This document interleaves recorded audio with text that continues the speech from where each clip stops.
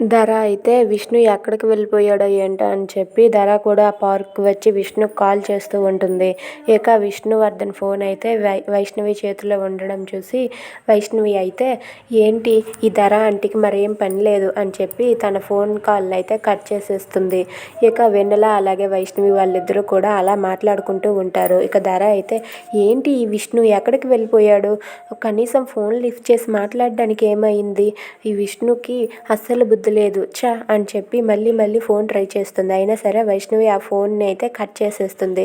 ఇక వెన్నెల అలాగే వైష్ణవి వాళ్ళిద్దరూ కూడా అక్కడ అలా కూర్చొని మాట్లాడుకుంటూ ఉంటారు. ఇంతలోనే ధర అటుగా వచ్చి వాళ్ళిద్దరూ మాట్లాడుకోవడం చూసి ఒక్కసారిగా షాక్ అవుతుంది.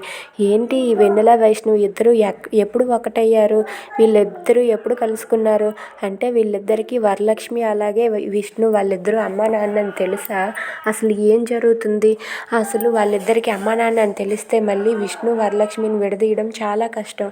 అసలు ఇంతకీ ఇదంతా ఎలా జరిగింది, వెన్నెల వైష్ణవి వాళ్ళిద్దరూ ఎప్పుడు కలిసారో ఏంటో అని చెప్పి ధర అయితే వాళ్ళిద్దరిని చూసి ఒక్కసారిగా షాక్ అయిపోతుంది. If you like this video please like, share and subscribe.